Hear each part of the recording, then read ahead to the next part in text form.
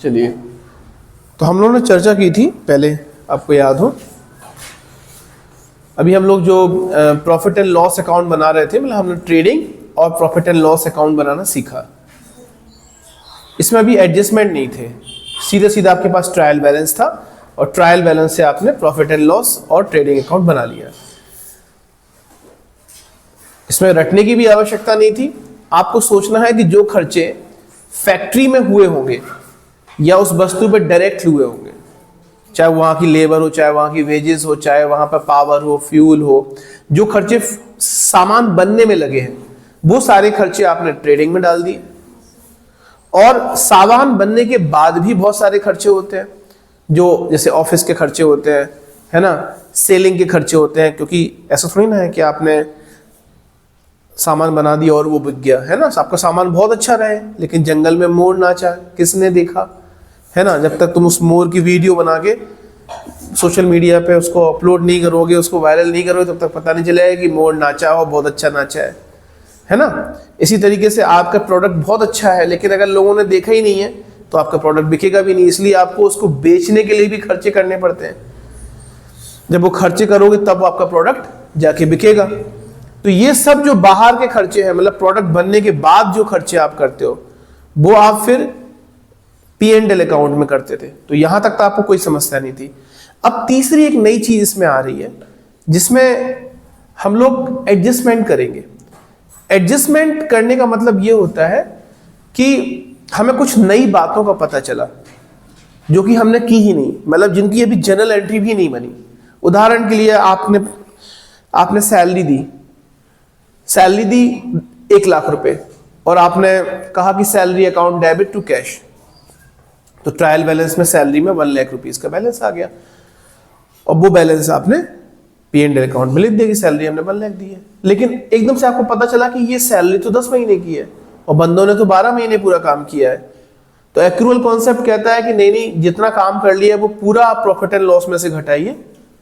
Salary तो आपको देनी है, आप बाद में दे दीजिएगा जब भी दे दे, लेकिन अभी P&L की गणना आप कर रहे हो, उसकी कैलकुलेशन कर रहे हो, वहां पूरा खर्चा घटाइए, क्योंकि वो आप उस साल की गणना कर रहे हो ना। एक एग्जाम्पल से मान लीजिए आपको हमारी फीस देनी है, मान लीजिए, और वो फीस मान लीजिए आपकी 12 महीने निकल गए लेकिन आपने अभी हमें 8 महीने की फीस दी है, 9 महीने की फीस दी।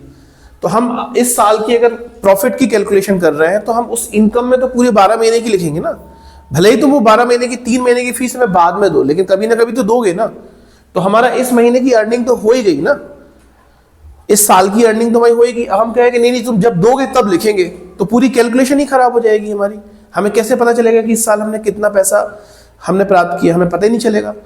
तो प्रॉफिट एंड लॉस में कितना आपने खर्चा किया है या कितना आपने प्राप्त किया, ये पूरे आपने भले ही उसका पेमेंट दिया हो या आपको पेमेंट मिला हो, उससे मतलब नहीं है। आपने वो अर्न कर लिया तो आपको वो लिखना चाहिए, ठीक है।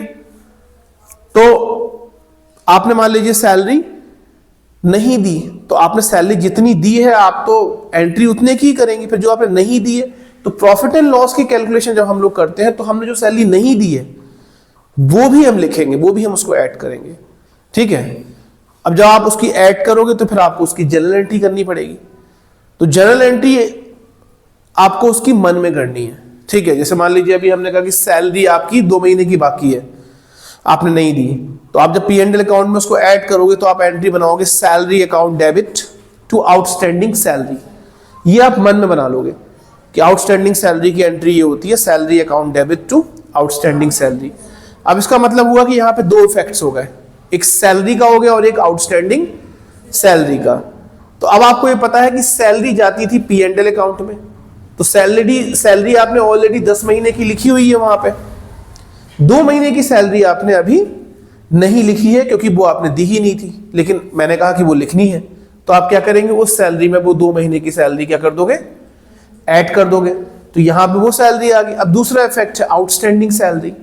तो आउटस्टैंडिंग सैलरी मतलब वो सैलरी जो आपने अभी तक पे नहीं की है, तो ये हो गई लायबिलिटी।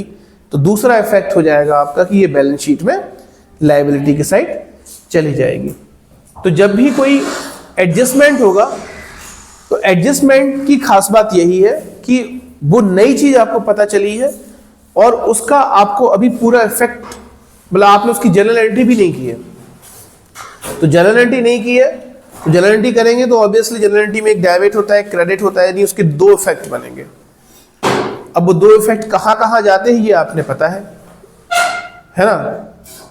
आप जब जैसी देखेंगे तो आपको तुरंत पता चल जाएगा कि ये बैलेंस शीट का आइटम है, ये P&L का आइटम है, ये ट्रेडिंग का आइटम है। वो आप देखते साथ 2 मिनट में समझ जाओगे, ठीक है ना। तो अब हम इस क्वेश्चन में आते हैं। आप अपने मोबाइल्स में क्वेश्चन निकाल लीजिए, है ना। क्वेश्चन नंबर 5, क्वेश्चन नंबर 5 में लिखा है from the following trial balance extracted from the books of A, prepare trading and profit and loss account for the year ending 31st March 2024 and a balance sheet at that date। ठीक है। तो जैसा कि मैंने कहा था कि आप दो तरीके हैं, या तो जिस चीज में एडजस्टमेंट लिखा हुआ है आप उन एडजस्टमेंट पे स्टार लगा लें, ठीक है। सवाल आए तो जिस चीज से रिलेटेड एडजस्टमेंट है उस पर स्टार लगा लें, या अगर आप स्टार नहीं लगा पा रहे, ठीक है, तो दूसरा तरीका यह है कि पहले आप एडजस्टमेंट सॉल्व करें। जब एडजस्टमेंट वाली सारी एंट्रीज हो जाए इसके बाद फिर आप क्रम से क्वेश्चन करना शुरू कर दीजिए और आपका आंसर आ जाएगा, ठीक है। तो हम ऐसा करते हैं कि स्टार न लगा के सबसे पहले हम क्या करते हैं कि एडजस्टमेंट जो है उनको हम सॉर्ट आउट कर दें, क्योंकि यही कठिन है, तो यही आप सीख भी रहे हैं आज। तो एडजस्टमेंट सॉर्ट आउट हम लोग कर देते हैं और बाकी चीजें फिर अपने क्रम से आ जाएंगी, ठीक है। तो इसमें पहला एडजस्टमेंट है stock in hand 31st March 2024 was 32,500, मतलब स्टॉक इन हैंड ये आपका 32,500 है, यानी कि ये क्लोजिंग स्टॉक की बात ये कर रहे थे। मैंने बताया था कि क्लोजिंग स्टॉक अगर ट्रायल बैलेंस में दिया हुआ है तो इसका एक ही इफेक्ट है, ये बैलेंस शीट में जाएगा।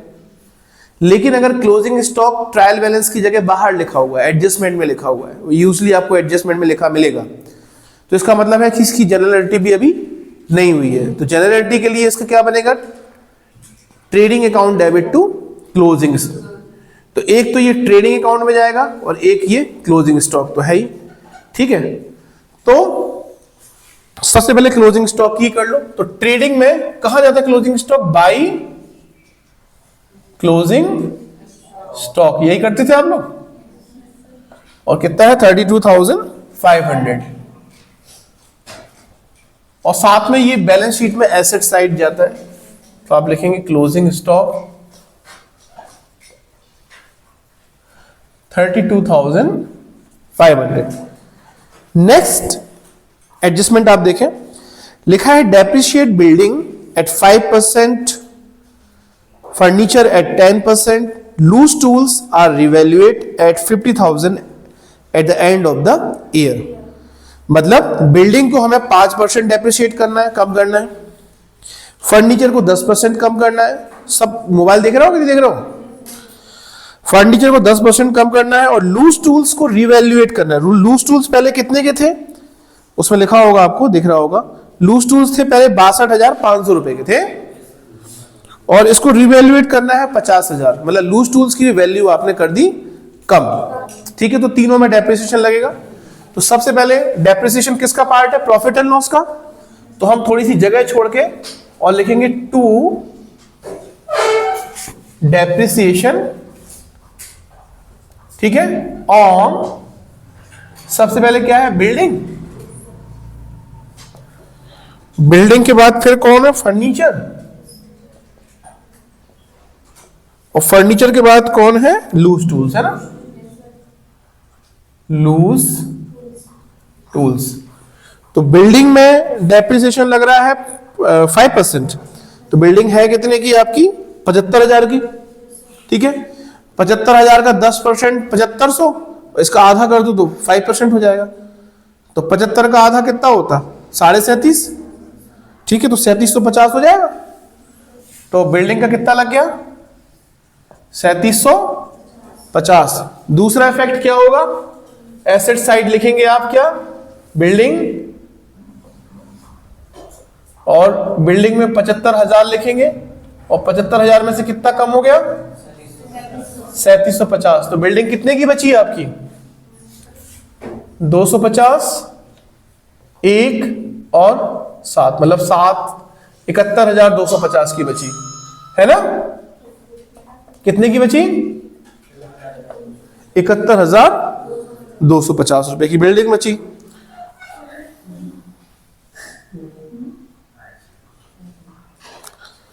इसके बाद बिल्डिंग के बाद क्या है? फर्नीचर।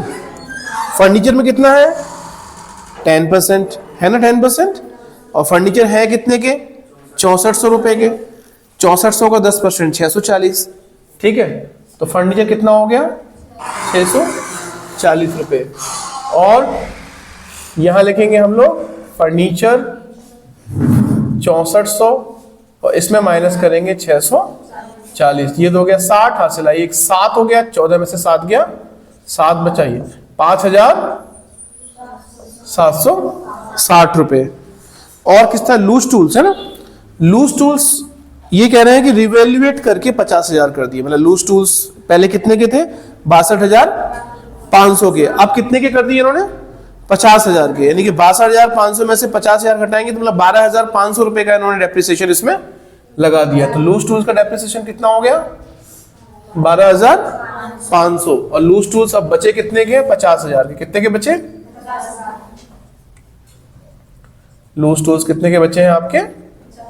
50,000 रुपए के। क्लियर हुई बात ना? आगे एडजस्टमेंट लिखा है, salaries 3,000 and taxes 1,200 are outstanding. ठीक है, आउटस्टैंडिंग सैलरी या टैक्सेस का मतलब यह है कि इनका टाइम हो गया था लेकिन आपने अभी तक इनको पे नहीं किया है। ठीक है, तो जल्दी से सैलरी और टैक्सेस ढूंढ ले हम लोग। तो यहां लिखेंगे टू सैलरी, और सैलरी कितनी दी है जरा देखो, जरा ट्रायल बैलेंस में 33,000 रुपए है ना। 33,000 रुपए सैलरी दी है, और इसमें आप प्लस कर लेंगे आउटस्टैंडिंग सैलरी। और आउटस्टैंडिंग सैलरी कितनी है? 3,000 रुपए है ना। तो ये कितना हो गया आपका? 36,000। ठीक है, और साथ में ये लायबिलिटी भी है, तो आप लिखेंगे आउटस्टैंडिंग सैलरी। कहां जाएगा इधर पे? 3,000 रुपीज। ठीक है, तो इसको बैलेंस शीट में भी हम लिख देंगे। दो इफेक्ट होंगे ना, बताया था मैंने क्या कि जितनी भी ये आपके एडजस्टमेंट होंगे कि दो इफेक्ट होंगे, क्योंकि इनकी जनरल एंट्री होगी, मन में करना पड़ेगा आपको। इसकी जनरल एंट्री हो जाएगी salary account debit to outstanding salary. इसके बाद है टैक्सेस। टैक्सेस ढूंढ लो, टैक्सेस एंड इंश्योरेंस दोनों है इसमें है ना। ये कितना है आपका? 12,500 रुपया। तो आप लिखेंगे टैक्सेस एंड इंश्योरेंस। ये कितना है आपका? 12,500 रुपया। अब टैक्सेस के बारे में बता रहे हैं कि ये आउटस्टैंडिंग है, तो ऐड कर लेंगे प्लस आउटस्टैंडिंग टैक्सेस। ये कितना है? आउटस्टैंडिंग टैक्स कितना है आपका? 1,200 रुपया। तो 1,200 रुपये तो अपन ऐड कर लेंगे। ठीक है, अभी ऐड करते हैं। पहले यहां पे आउटस्टैंडिंग टैक्स लायबिलिटी में लिख दें। आउटस्टैंडिंग टैक्स कितना है? 1,200 रुपया। और देखो नीचे एक और लिखा है इंश्योरेंस अमाउंटिंग 1,000 इज प्रीपेड। मतलब इंश्योरेंस की एक एडजस्टमेंट और है। देखो दिख रही है? तुम लोग नालायक हो, मोबाइल लेके क्यों नहीं आते हो? सवाल मोबाइल पे दे रहे हैं तो है, देखते नहीं हो क्वेश्चन, फिर समझ में कैसे आएगा जब क्वेश्चन आप देखो ही नहीं। तो क्या लिखा है? इंश्योरेंस अमाउंटिंग 1,000 इज प्रीपेड लिखा हुआ है, यानी कि इंश्योरेंस में ही प्रीपेड है। प्रीपेड मतलब आप उसका समय नहीं हुआ, आपने पहले से ही पे कर दिया। ठीक है, तो इसकी एंट्री बनेगी prepaid insurance account debit to insurance. ठीक है, तो इसमें भी अब चूंकि इंश्योरेंस यहाँ पे क्रेडिट में आ गया, खर्चा होता है, इंश्योरेंस तो डेबिट होता है। अगर इंश्योरेंस क्रेडिट में है मतलब इतना पैसा इसमें से माइनस हो जाएगा। तो आप कहोगे नहीं नहीं अभी इसका समय नहीं आया, अभी आप इसको माइनस कीजिए। तो आप कहेंगे प्रीपेड इंश्योरेंस, और 1,000 रुपीज क्या करोगे आप इसमें से? माइनस कर दोगे। तो अब आपका कितना बचेगा? 12,500 में से आपने 1,000 जोड़ा पहले है ना, तो ये हो गया आपका, सॉरी क्या नाम है, 12,500 में आप 1200 जोड़िए, है ना, तो कितना हो गया आपका 13,700, और इसमें आप 1,000 घटाएंगे तो हो जाएगा 12,700 रुपये। अभी क्लियर होगी बात? चलिए आगे लिखा हुआ है write off a further 1,000 rupees as a bad debt. ठीक है, तो पहले बैड डेट ढूंढो, है कहां पे इसमें, इसमें लिखा हुआ है बैड डेट, कितना लिखा हुआ है 1250। तो सबसे पहले लिखेंगे टू बैड डेट, क्या लिखेंगे, टू बैड डेट, कितना 1250 रुपए। आगे ये कह रहे हैं कि इसमें 1,000 रुपए का बैड डेट और बढ़ा दो, ऐसा लग रहा है कि 1,000 रुपए और लोग खा जाएंगे हमारे। ठीक है, तो आप लिखेंगे प्लस फर्दर बैड डेट, कितना बढ़ा दें 1,000 रुपए। ठीक है, आगे ये कह रहे हैं कि इसमें 5% सन्ड्री डेटर का आप प्रोविजन भी कर दीजिए। प्रोविजन का अर्थ ये होता है कि आप एक अमाउंट फिक्स कर दोगे कि अगर बाय द वे लोग हमारा पैसा खा जाएंगे तो हम इस अमाउंट से इसको मतलब एडजस्ट कर देंगे हम, है ना। तो जैसे आपकी मम्मी ने आपको मेले पे भेजा, है ना, और मेले पे भेज के आपको 1,000 रुपये आपकी जेब में रख दी कि जाओ बेटा 1,000 रुपये में तुम्हें जो खरीदना हो खाना हो खा लेना। साथ में उन्होंने 500 रुपया तुम्हें एक अलग से तुम्हारी जेब में एक पॉकेट बनी थी, इमरजेंसी पॉकेट, उसमें भी रख दिया कि बेटा ये खर्च मत करना, ये प्रोविजन है कि अगर कोई इमरजेंसी आ गई तो ये तुम इसका यूज करना, और अगर कोई इमरजेंसी नहीं आए तो आप हमें ये पैसे वापस कर देना। ये प्रोविजन भी यही चीज है कि एक दिक्कत आ गई, मान लीजिए कि कोई ज्यादा ही पैसे आपके खा के भाग गया तो आपने एक प्रोविजन करके रख दिया। ठीक है, अगर पूरे साल भर में इसका यूज नहीं होता है तो ये वापस आप कर देते हैं इस प्रोविजन को। क्लियर बात हुई? तो कितना करना है प्रोविजन 5%। तो देखो ये जो आपने फर्दर बैड डेट किया है, एडजस्टमेंट में जो बैड डेट में किया है, इसका मतलब इसकी जनरल एंट्री अभी नहीं हुई है। और बैड डेट की जनरल एंट्री होती है बैड डेट अकाउंट डेबिट, क्या होती है बताओ भाई, टू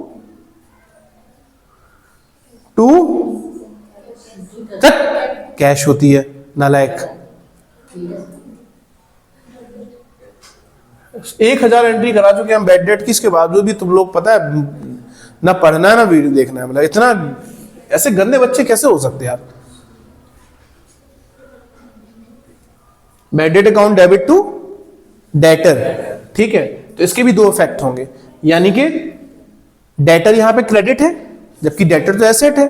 तो अगर डेटर क्रेडिट है इसका मतलब डेटर में से भी 1,000 रुपया क्या हो जाएगा, कम हो जाएगा। क्यों? क्योंकि यहां पे डेटर क्या है, क्रेडिट है। अगर ये डेबिट होते तो ये जुड़ जाते हैं ना। इफेक्ट क्या होता है, एसेट का इफेक्ट क्या होता है, एसेट बढ़ेगी तो डेबिट होगी और घटेगी तो क्रेडिट होगी। ठीक है ना। तो एक बैड डेट का तो हमने कर दिया इफेक्ट, डेटर को और बनाना पड़ेगा। तो डेटर आपके कितने के हैं, यहां लिख लो पहले डेटर। तो डेटर आपके 38,000 के हैं, इसमें से आपने क्या घटाया, बैड डेट, कितना 1,000, अभी अंदर ही चल रहने दो, कितना हो गया 37,000। अब ये कह रहे हैं कि ये जो 37,000 बचे हैं इसमें से आप 5% प्रोविजन भी कर दो। क्या कर दो, प्रोविजन फॉर डाउटफुल डेट। तो 37,000 का 10% कितना हो जाएगा, 3,700, है ना, कितना हो जाएगा 3,700। 5% कितना हो जाएगा, 37 का आधा 18.5, यानी कि 18,50। ठीक है, तो आप लिखेंगे add provision for doubtful debt, कितना 1850। ठीक है, अब जो पिछले साल ये आपका हो गया नया प्रोविजन कि मम्मी ने अगली बार फिर तुम्हें भेजा कि जाओ अब तुम मेला चले जाओ, और अब हम तुम्हें प्रोविजन के लिए दे रहे हैं 400 रुपए। कितने दे रहे हैं, तो पुराने वाले जो 500 हैं वो तो मम्मी को वापस करने पड़ेंगे ना। तो देखो उसमें कहीं पुराना प्रोविजन देख रहा है सवाल में, दिख रहा है सवाल में प्रोविजन फॉर बैड डेट दिखा है, कितना दिखा है 2000 रुपये। इसको अपन लोग माइनस कर देंगे, ओल्ड प्रोविजन कितना है 2000 रुपये। अब इसको आप इसकी फाइनल कैलकुलेशन देख लीजिए कितनी हो गई अब, ठीक है। बैड डेट है 1250 का, इसमें आपका 1000 रुपये ऐड हो गया तो ये 2250 हो गया, फिर 1850 इसमें और ऐड करना है और लेस करना है 2000 रुपये, तो ये फाइनली बचेगा तुम्हारा 2100 रुपये। कितना बचेगा 2100 रुपये। और यहां पे जो आपके डेटर हैं, डेटर आपके 37,000 थे, इसमें से आपने ये जो एक न्यू प्रोविजन बनाया ना, न्यू प्रोविजन कितने का बनाया आपने 1850 रुपए का। अब ये 1850 रुपये आप कहां से लाओगे, इसी में से लेके आओगे, इसलिए इसको भी यहां पे माइनस कर दीजिए, तो ये बचेगा 35,150 रुपीज। ठीक है, समझ में आ गया अच्छे से कि नहीं आ गया? ठीक है, फिर समझ लो ये बैड डेट की एंट्री कठिन होती है। ये 1250 रुपया आपने अभी था ही, पहले से बैड डेट था, इस पे आपने 1000 रुपये का बैड डेट और किया, ठीक है। तो अब कितने का हो गया आपका 2250 का।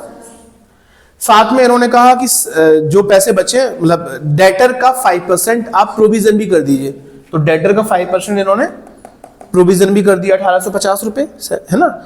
अब इसमें जो ओल्ड प्रोविजन, पुराना प्रोविजन है, उसको माइनस करना होता। क्यों माइनस करना होता? क्योंकि भाई पिछली बार मम्मी ने दिए थे वो पैसे, हम अब वो पैसे वापस कर देंगे। मम्मी ने कहा अब नया प्रोविजन जो है वो 400 का बनेगा। दोनों चीजें हो सकती हैं, या तो मम्मी आपसे 100 रुपये ले लें कि भाई अब 400 रखो तुम, है ना। तो वो इफेक्ट एक ही है कि 1850 हमने ऐड किया, 2000 हमने घटाया, इसका मतलब 150 रुपये घटे, एक्चुअली 150 घटे, है ना। या एक तरीका ये है कि मम्मी को 500 दे दो, अब मम्मी आपको 400 रुपये फिर से दे देंगी, क्योंकि अब इस मेले में दिक्कत नहीं हो सकता कि वो मेला घर से दूर होगा, 500 दे दिए, ये पास में है तो मम्मी ने इमरजेंसी फंड आपको 400 दे दिया, ठीक है। तो आपने जो पुराना वाला पैसा था प्रोविजन फॉर बैड डेट का, वो आपने कर दिया इसमें माइनस। तो अब जो पैसा बचा ये आपका P&L से घटेगा, ठीक है। P&L से इतना पैसा आपका माइनस होगा, 2100 रुपये रिटर्न ऑफ होगा। अब आ जाइए बैलेंस शीट के अंदर। सो बैलेंस शीट में डेटर आपके 38,000 के थे, जिसमें 1000 तो आपने बैड डेट के नए बनाए, तो वो माइनस किए, बचे 37,000 रुपये, और साथ में आपने 1850 रुपये का प्रोविजन भी किया था, तो ये भी आपने माइनस किए। तो अब आपके डेटर कितने बचे एक्चुअली 35,150 रुपीज। अब जब आप इसकी ज्यादा से ज्यादा प्रैक्टिस करेंगे तो फिर आपको ये बनने लगेंगे, है ना। तो जितने ज्यादा क्वेश्चंस आप कर सकते हो उतने क्वेश्चन लगाओगे तो आपको ये इजी लगेंगे, वरना आपका दिमाग का दही हो जाएगा, बैड डेट वगैरह के एंट्रीज आ गई तो, है ना। और बहुत आराम से सीख सकते हो अगर आप प्रैक्टिस करते हो, ठीक है। तो सीधी बात है, आपको 2 से 4 घंटे रोज पढ़ाई करनी है तो आप कर सीख जाओगे, और रटना कुछ नहीं है, समझ के करोगे तो आपको लंबे समय तक याद रहेंगी। और आप रट लोगे कि नहीं प्रोविजन ये घटता है वो जुड़ता है, तो फिर आपको क्लियर नहीं होगी बात, है ना। इसलिए आप बार बार इस वीडियो को देखो ताकि आपके दिमाग में चीजें बैठ भी जाए और साथ में आप क्वेश्चंस करोगे, ठीक है। एग्जाम्पल्स लगाइए, इसमें ऑलरेडी सॉल्यूशंस हैं, आप उनको लगाइए, है ना, और समझिए कि वो लाइन कैसे आई है। बार बार लगाओगे तो आपके दिमाग में वो चीजें बैठ जाएंगी, ठीक है। तो ये वाली एडजस्टमेंट हो गई आपकी। और कौन सी एडजस्टमेंट रह गई अब आपकी? Half of the stationery was used by the proprietor for his personal purpose, ठीक है। तो अब इधर जगह बची नहीं है, अभी यहां आ जाओ, है ना। तो लिखेंगे टू स्टेशनरी।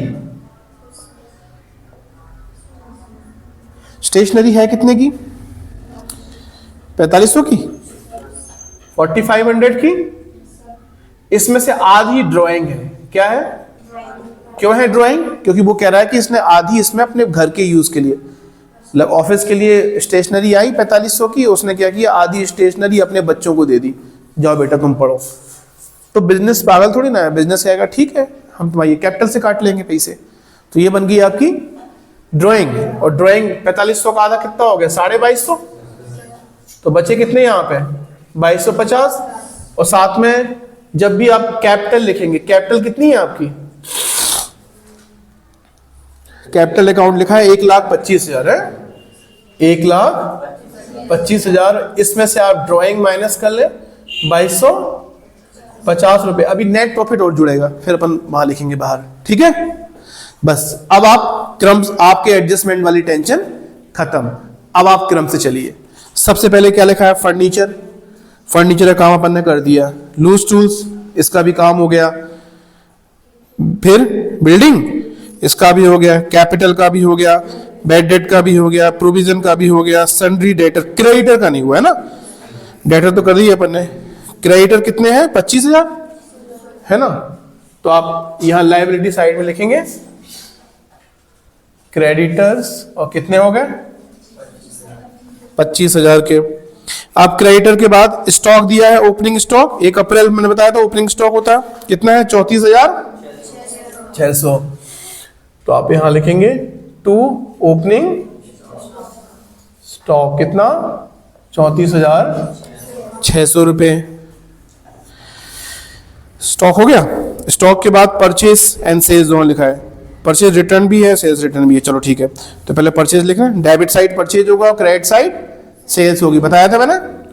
परचेज एक्सपेंसेज है इसलिए डेबिट, और सेल्स रेवेन्यू है इसलिए क्रेडिट। तो परचेज में लिखो 54,750, लिखो टू परचेज 54,000, अंदर लिखो भी रिटर्न आएगा, है ना।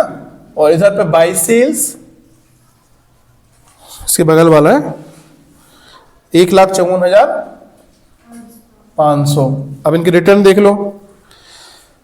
सेल्स रिटर्न परचेज उल्टा हो जाएगा। परचेज अगर डेबिट है तो परचेज रिटर्न क्रेडिट होगा।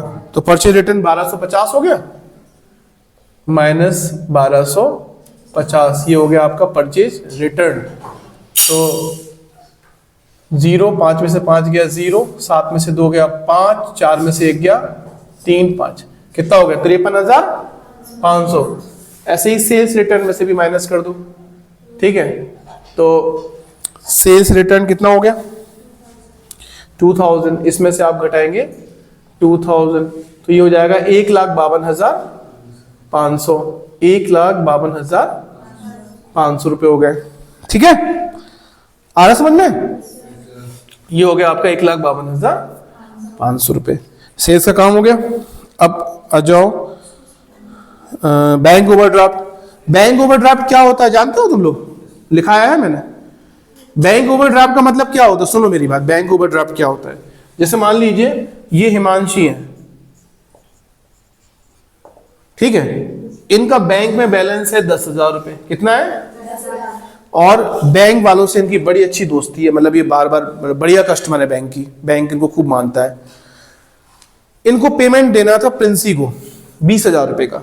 अच्छा, इनको याद नहीं था कि इनके 10,000 रुपए का बैलेंस बचा है, तो इन्होंने प्रिंसी को 20,000 का दिया चेक। कितने का दिया? 20,000 का। अब प्रिंसी गई बैंक में कि बैंक ये पकड़ो 20,000 रुपए और मेरे अकाउंट में जमा कर दो, प्रिंसी क्या नाम है, हिमांशी के अकाउंट से। बैंक वाले ने तुरंत अकाउंट देखा, बोला अरे यार हिमांशी के अकाउंट में तो 10,000 है, लेकिन उन्होंने प्रिंसी को नहीं बताया। क्यों? क्योंकि प्रिंसी की इमेज खराब हो जाएगी, सॉरी हिमांशी की इमेज खराब हो जाएगी। तो उसने हिमांशी को फोन किया, बैंक वाले ने, मैनेजर ने, अरे हिमांशी तुम्हारे अकाउंट में 10,000 में 20 का चेक दे दिया, क्या करें बताओ। हिमांशी बोली अभी तो पैसे है नहीं, तुम एक काम करो उसका पेमेंट कर दो अगर कर सको तो ठीक है, लेकिन फिर ओवरड्राफ्ट हो जाएगा 10,000 का। हाँ ठीक है। तो इन्होंने 20,000 का पेमेंट प्रिंसी को कर दिया। अब हिमांशी के अकाउंट में ये 10,000 तो कट हो ही गए, साथ में 10,000 रुपए माइनस में आ गए, ठीक है। ये जो माइनस में आ गया पैसा, इसी को बोलते हैं ओवरड्राफ्ट। और माइनस में आ गया पैसा तो ये हिमांशी को एक दिन देना पड़ेगा। तो हिमांशी के लिए क्या होगी? लायबिलिटी की एसेट लायबिलिटी हो गई, इसलिए बैंक ओवरड्राफ्ट आपकी लायबिलिटी होती है, और 10-15 दिन में ही देने पड़ेंगे पैसे ही है। तो ये करंट लायबिलिटी हो गई कि लॉन्ग टर्म लायबिलिटी हो गई? करंट वाली हो गई, है ना। तो ये करंट लायबिलिटी है, तो आप इसको लायबिलिटी साइड में लिखिए ओवरड्राफ्ट। और ओवरड्राफ्ट कितने का है इसमें?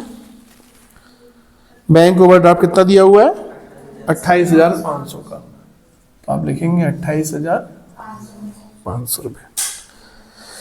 बाकी ट्रायल बैलेंस अगर दिया है तो ये ट्रिक है आपकी कि अगर क्रेडिट में अमाउंट दिए हुए तो वो लायबिलिटी ही है, और डेबिट में ये तो आपको एक ट्रिक है। बाकी समझ के करो तो बहुत अच्छी चीज है।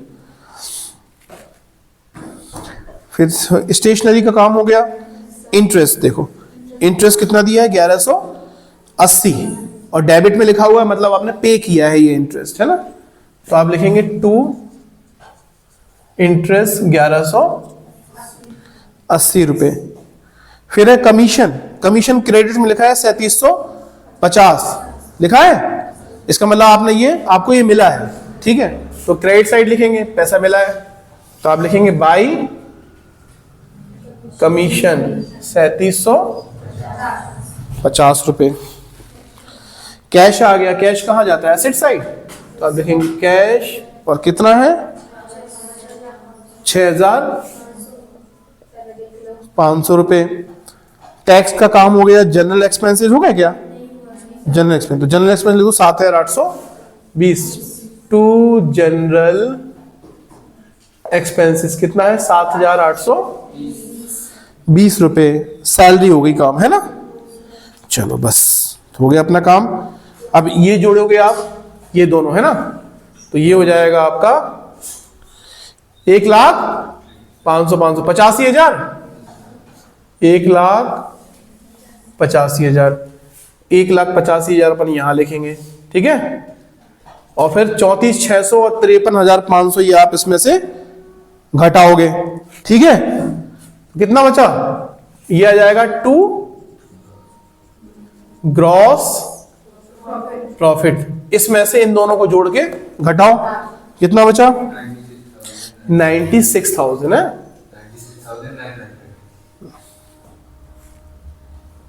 96,900, अच्छा 900, ओके 96,900 रुपीज, ठीक है। अब फिर लिखेंगे अपन बाई ग्रॉस प्रॉफिट, तो यह लिखेंगे बाई ग्रॉस प्रॉफिट, ये कितना हो जाएगा आपका 96,900 रुपीज, ठीक है।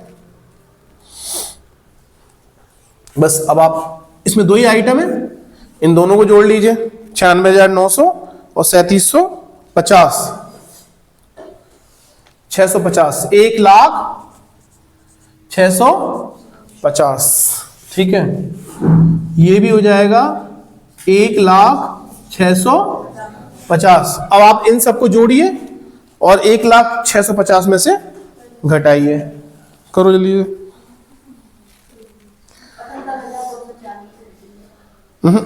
इतना बड़ा प्रॉफिट नहीं आता यार। हाँ 21,710, ये सही है 21,700। अब ये नेट प्रॉफिट कहां जोड़ना है आपका, कैपिटल में, तो यहां लिखेंगे प्लस नेट प्रॉफिट 21,710। अब आप जल्दी से इसमें से इसको घटाइए और इसको जोड़ दीजिए, कितना आ रहा है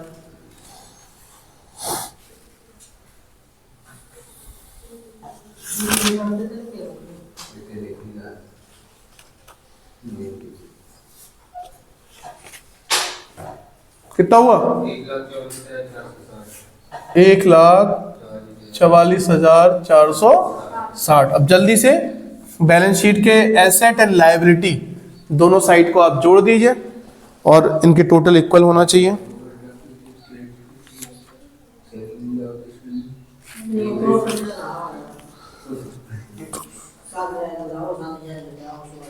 जोड़ो अर्पित, ये जोड़ो सर 2,02,160 और इस तरफ भी यही आ गया, ठीक है। इस तरह से ये क्वेश्चन आपका खत्म होता है। देखो एक अच्छा क्वेश्चन है और आप इस वीडियो को ना बार बार देखेंगे तो आपके बहुत सारे कॉन्सेप्ट बिल्कुल क्लियर हो जाएंगे। और आपको अगर P&L विद एडजस्टमेंट मतलब फाइनल अकाउंट आ गया ना, तो आपको समझ लो कि आपने अकाउंटिंग की एक बहुत बड़ी रीड सीख ली, ठीक है। कि आपको बैलेंस शीट बनानी आ गई, आपको फाइनल अकाउंट बनाना आ गया, बहुत बड़ा काम हो गया आपका, समझ गए। तो आप इसकी जितनी प्रैक्टिस कर पाओ, मतलब एक एक सवाल को 3-3 4-4 बार लगाओ, है ना, तो आपको ये चीज क्लियर हो जाएंगी। नहीं तो पूरे 2-2 साल लोग पढ़ लेते हैं, उन्हें क्लियर नहीं होती ये चीजें, ठीक है।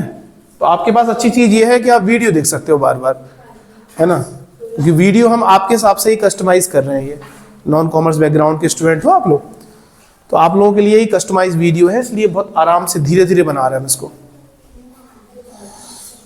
कुछ भी रटना नहीं है, सब पूरा 100% कॉन्सेप्ट है इसमें, ठीक है। नो रटना, ओनली कॉन्सेप्ट, ठीक है। सौरभ बंद कर दो वीडियो।